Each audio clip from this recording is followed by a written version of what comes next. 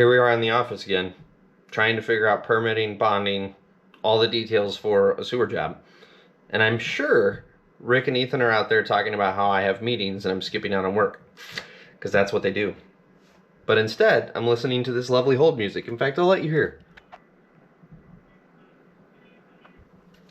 That's how I spend a lot of my days on days like this, just listening to the same guitar music over and over and over. In fact, there's certain hold music that I could actually sing along with because I spend that much time on hold.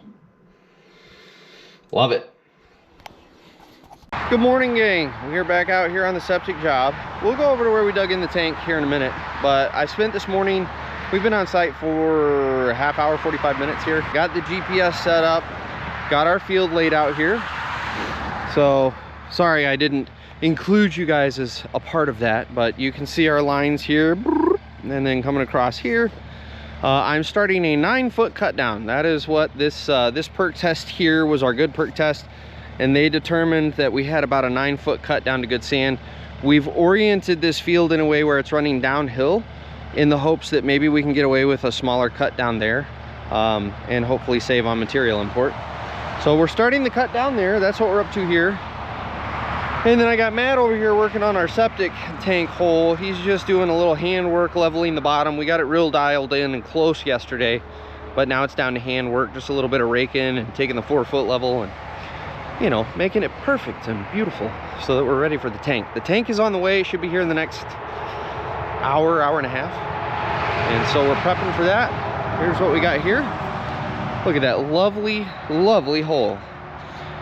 So that is what Matt's working on. He's gonna have that all prepped for us. And that's what we're up to.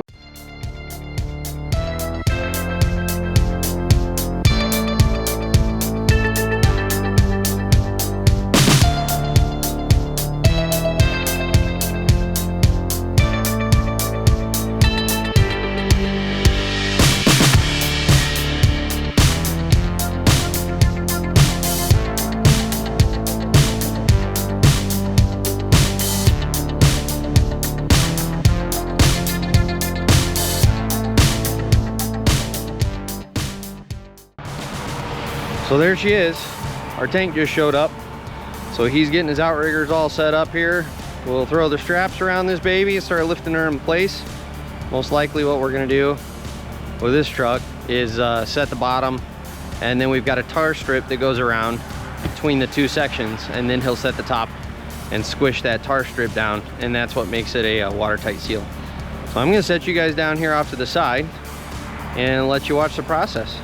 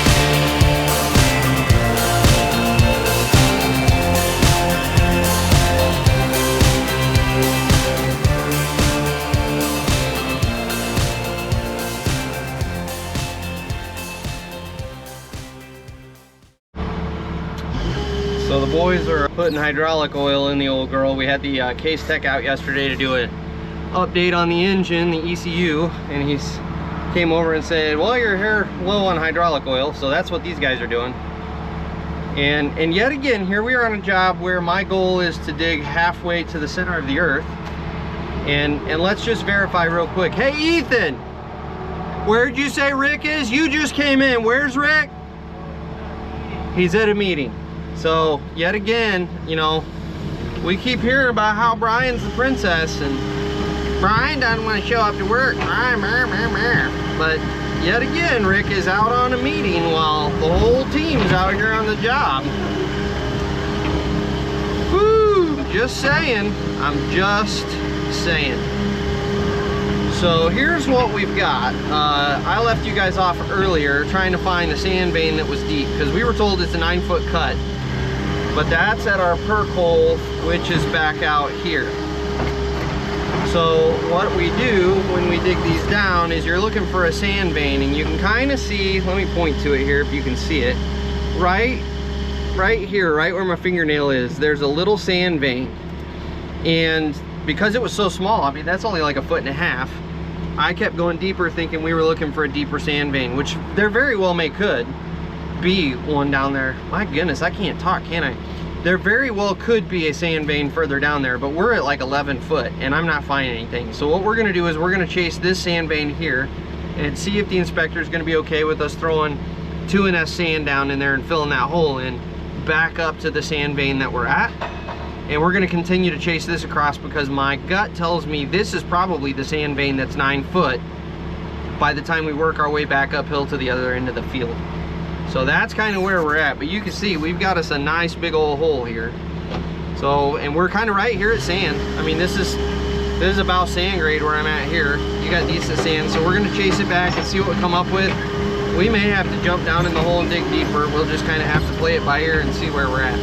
Well, I thought I'd give you guys an update. Of course, it's in the shadows so you can't see. Way down there, right here, I finally hit the sand vein. So this sand vein dives, and we still at like 11.5 feet way back there in that back corner still didn't hit it. So we'll see what ends up happening here and what we can do with it, but we still got a lot of digging to go. And we've already dug a lot, as you can see. Our average cut depth right now is probably 7.5 to 8 feet. So I will, I'll cut this whole side down over here, and then I'm probably gonna have to jump down in the hole and bale from within the hole as well and try to mix some of that sand in with some of the clay. So that's where we're at. Just a quick update. Rick just came and dropped our first load of stone. You can see that sitting right back here. So we're starting to get stone on site. Tomorrow we will have, I think he said we're getting 5 train loads of 2NS sand. Basically what we've got set up on site here is the truck will come in, come across here, he'll kind of drive out past Ethan there, straighten out, back in, dump, drop his pup, pull forward, back in, dump his lead, and then he can circle around and kind of get himself turned back around to get out of here. So it's not gonna be the easiest and most beautiful site to get in and out of, but you know, we'll get her done. Well, we've made a lot of progress, and we made a big old hole. And poor Ethan thought he was gonna have a fun day on the skid steer and didn't realize he was gonna get his kicked.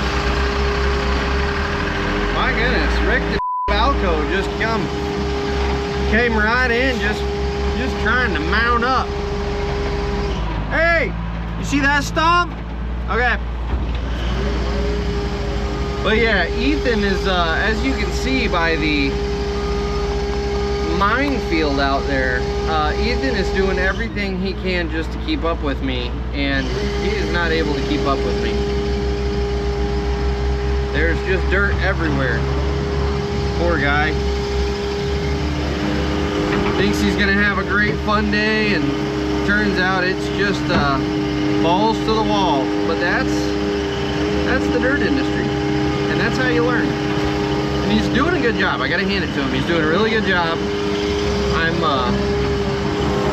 giving him tips throughout the day, but for the most part I'm letting him kind of do his thing and learn the controls, get comfortable go over and give him a piece of advice, and he's been doing really good at taking the advice and adapting what he's doing. So for him only having a handful of hours of seat time in that machine, he's not doing too bad. But as you can tell, we're moving a crap load of dirt, so I'm in overdrive mode.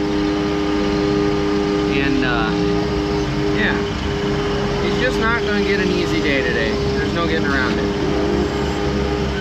So the goal is get this dug down, then I'll jump down in the hole with the machine, kind of rake it around so it's not so gnarly looking. And that should set us up for our cut down inspection. It sounds like we might have an adventure on our hands tomorrow. We'll see. We've got a friend in the industry that is swamped and overwhelmed and needs a couple operators for a day or two down in the Detroit area. So we might be heading down there. I gotta talk to Rick and see what he found out on that one. It's gonna be a late evening. I don't know if I'll do a full-on update at the end of the day here. We'll have to see how ambitious I'm feeling. But at least you know where we left off before I totally quit. So I guess we'll talk to you guys later. Maybe see you tomorrow. Who knows?